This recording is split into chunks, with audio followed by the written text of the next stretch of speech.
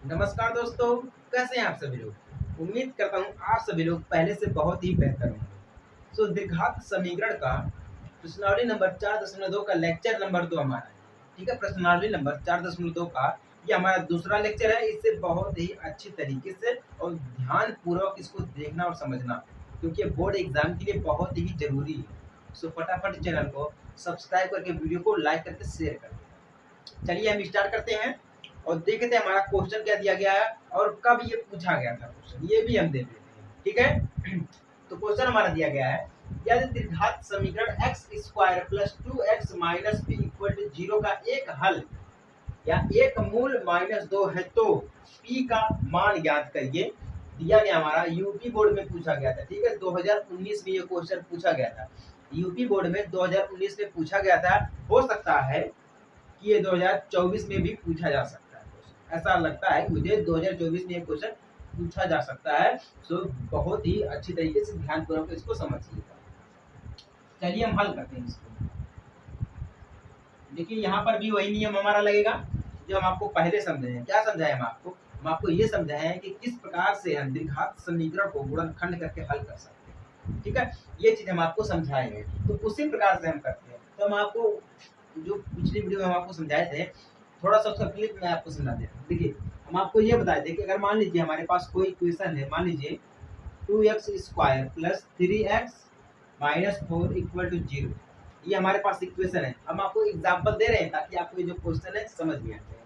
ठीक है, अगर हम मान लेते हैं x इज इक्वल टू 1, ठीक है, x इज इक्वल टू 1, तो ये क्या हम ये कर सकते हैं x के बराबर में एक, यानी कि एक जो है वो इस द्विघात समीकरण को संतुष्ट करता है। कैसे करता है चलिए देखते हैं।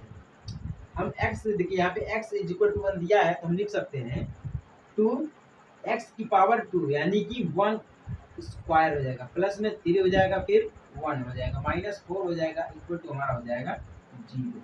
यानी कि ये जो एक है वो इस समीकरण को संतुष्ट करता है। तो हम क्या कहते हैं, इसको है समीकरण का मूल कहते हैं। यानी कि ये जो एक दिया गया है, एक जो द्विघात समीकरण 2x square plus 3x minus 4 को संतुष्ट करता है, यानी कि ये इसका मूल है।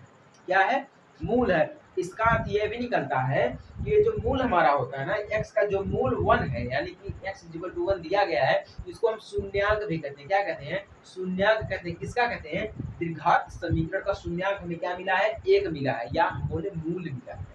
ठीक है, मूल में और शून्यांक में अंतर होता है। मूल में और शून्यांक में अंतर होता है। मूल के लिए अलग फॉर्मूला लगता है और शून्यांक के लिए अलग फॉर्मूला लगता है। समझ गए आप सभी लोग।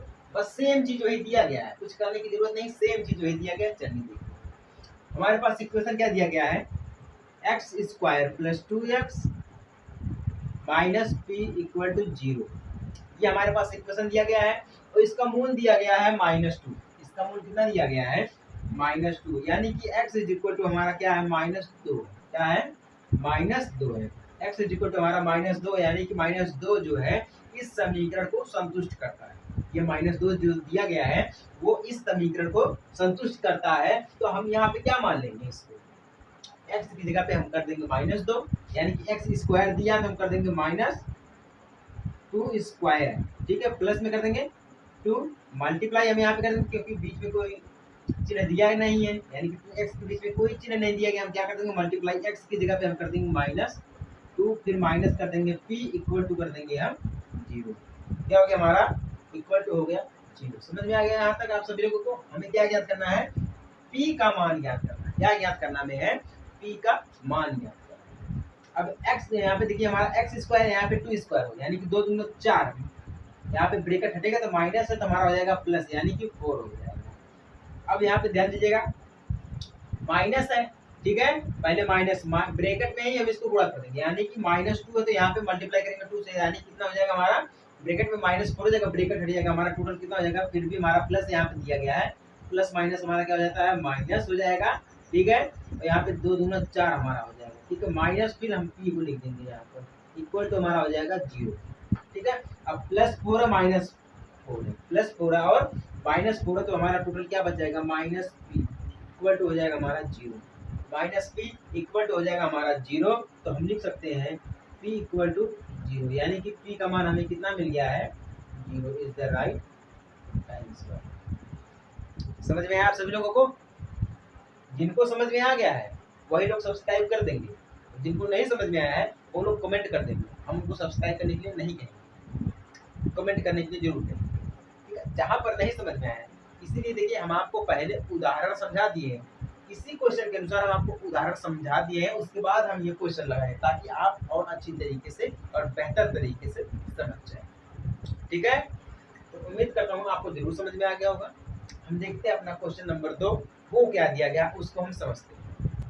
देखते क्या दिया गया। दूसरा हमारा दिया है द्विघात समीकरणों को x के लिए, ठीक है, x के लिए हल कीजिए। क्या दिया गया है, 4x² plus 4bx minus bracket में a² माइनस b² ब्रैकेट बंद इक्वल टू 0। ये हमें दिया गया, क्या करना हमें है, x के लिए हल करना। किसके लिए करना है, x के लिए हल करना है, ठीक है। अभी हमारा पूछा कब गया था क्वेश्चन, ध्यान से देखिएगा। ये पूछा गया था हमारा सीबीएसई बोर्ड में, ठीक है, 2015 में पूछा गया था, 2019 में, 2020 में, यानी कि 2019-20 लगातार पूछा गया था, ठीक है। यहाँ पे डिफरेंट कितने का है, 4 का डिफरेंट है, यानी कि 20 हो गया हमारा। 2024 में जरूर पूछेगा, कंफर्म है 2024 में पूछेगा, इसलिए इसको ध्यान से अच्छी तरीके से जरूर देखें, ठीक है, नहीं तो आप मिस कर जाएंगे। चलिए हम इसको हल करते हैं, ठीक है। हमारा इक्वेशन क्या दिया गया है, 4x² plus 4bx minus a², ठीक है, माइनस b² इक्वल टू 0। ये हमारा इक्वेशन दिया गया है, ठीक है। अब हम सबसे पहले क्या करेंगे, यहाँ पे देखिए, यहाँ पे हमें कुछ करने की जरूरत नहीं है। हम सबसे पहले ब्रैकेट को तोड़ेंगे। क्या करेंगे, सबसे पहले हम ब्रैकेट को तोड़ेंगे। चलिए ब्रैकेट को तोड़ते हैं। हमारा यहाँ पर हो जाएगा 4x² plus 4bx minus, bracket को तोड़ेंगे, हमारा यहाँ पर हो जाएगा a²। यहाँ पे जब ब्रैकेट टूटेगा तो हमारा चिन्ह जो है वो बदल जाएगा। जब ब्रैकेट टूटेगा तो हमारा चिन्ह जो है बदल जाएगा, तो माइनस है तो हमारा हो जाएगा प्लस b² इक्वल टू हो जाएगा 0। क्या हो जाएगा हमारा, इक्वल टू हो जाएगा 0। चलिए फिर से हम देखते हैं, हम यहाँ पे सेम चीज उतारेंगे, 4x² प्लस 4bx, ठीक है, माइनस कर देंगे, a को हम उस साइड में करेंगे, ठीक है, a को हम उस साइड में करेंगे तो हमारा बचेगा प्लस b, यानी कि प्लस b² हो जाएगा इक्वल टू, अब माइनस a² तो इस साइड में जाएगा, हमारा क्या हो जाएगा, प्लस a²। क्या हो जाएगा, प्लस a² हो जाएगा। समझ में आ गया आप सभी लोगों को? चलिए ठीक है। अब हम यहाँ पे क्या करेंगे, वर्गमूल करेंगे। क्या करेंगे, वर्गमूल करेंगे। हम आपको एक चीज अभी समझाएंगे अगले वीडियो में कि किसी भी समीकरण का, यानी कि किसी भी द्विघात समीकरण का वर्ग करके हम उसको कैसे ज्ञात कर सकते हैं, उसका मूल कैसे निकाल सकते हैं, वर्ग करके, ठीक है। लेकिन अब हम यहाँ पे सिर्फ यही देखेंगे, वर्गमूल करने के बाद देख, अगर हम वर्गमूल करेंगे तो हमारा ब्रैकेट में आएगा, ठीक है, 2x प्लस b, पूरे का कर देंगे हम स्क्वायर। क्या हो जाएगा हमारा, पूरे का हो जाएगा स्क्वायर। 4 का वर्गमूल करेंगे, पूरे का हो जाएगा स्क्वायर इक्वल टू हमारा हो जाएगा 0। क्या हो जाएगा, सॉरी, इक्वल टू हमारा ये जो हमारा है, ये इस साइड में तो हमारा क्या हो जाएगा, a² हो जाएगा। क्या हो जाएगा हमारा, a² हो जाएगा। अब हम अगर हम इसको हटाएंगे, a² दिया गया यहाँ पे, हमारा पूरे का स्क्वायर दिया गया है, अगर हम यहाँ पे हटाएंगे इसको तो हमारा हो जाएगा 2x plus b equal to, a² हमारा है तो हमारा यहाँ पे हो जाएगा प्लस माइनस a। क्या हो जाएगा हमारा, प्लस माइनस a। अगर ये चीज आपको समझ में नहीं आ रही है, अगर ये जो चीज दी गई है, अगर ये आपको ये समझ में नहीं आ रही है, तो मैं आपको बता दूं ये वर्गमूल करने पर आई है। क्या करने पर आई है, वर्गमूल करने पर आई है। हालांकि हम इसको डायरेक्ट लगा दिए हैं, बट अगर आपको दिक्कत हो रही है तो आप कमेंट कर देंगे। मुझे लगता है कि आप इतने भी नादान नहीं हुए हैं कि आप वर्गमूल नहीं कर सकते। वर्गमूल सभी को आता होगा, ठीक है। फिर से हम देखते हैं, 2x दिखा हमारा, यहाँ पे प्लस b दिखा है, ठीक है, प्लस b है तो हम इसको उस साइड में करेंगे, इक्वल टू के बात करेंगे तो हमारा हो जाएगा प्लस है तो माइनस b हो जाएगा, ठीक है, फिर प्लस माइनस a हो जाएगा। क्या हो जाएगा, प्लस माइनस a हो जाएगा। तो हम लिख सकते हैं x equal to minus b plus minus a बटे में 2 कर सकते हैं। क्या कर सकते हैं? बटे में 2 कर सकते हैं। तो हमारा x इक्वल टू क्या हो गया? -b प्लस माइनस a अपान 2, यानी कि x का अभिष्ट हल क्या है? अभिष्ट हल x का क्या हमारा है? x के लिए हल कीजिए, यानी कि x के लिए हम हल किए तो क्या हमारा है? -b प्लस माइनस a बटे में 2 आ गया है। x का आया, ये हमारा अभिष्ट हल है। कौन सा हल है? ये हमारा अभिष्ट हल है। समझ में आ गया आप सभी लोगों को? ठीक है। अगर इस क्वेश्चन को या इस क्वेश्चन को हल किए हम जो, अगर कहीं पर भी आपको दिक्कत हो, थोड़ी सी भी दिक्कत हो, तो आप कमेंट कर सकते हैं और हम आंसर देने के लिए हमेशा तैयार है। और हम सभी का जो कमेंट आता है ना, वो हम सभी का पढ़ते हैं। समझ में आ गया ना? सभी का कमेंट हम पढ़ते भी हैं और उसका रिप्लाई भी देते हैं। तो आप भी कमेंट करिएगा अगर जो समझ में नहीं आएगा। कोई भी क्वेश्चन हो मैथमेटिक्स का, कोई भी क्वेश्चन हो, हम उसको जरूर सॉल्व करने का प्रयास करेंगे। ठीक है?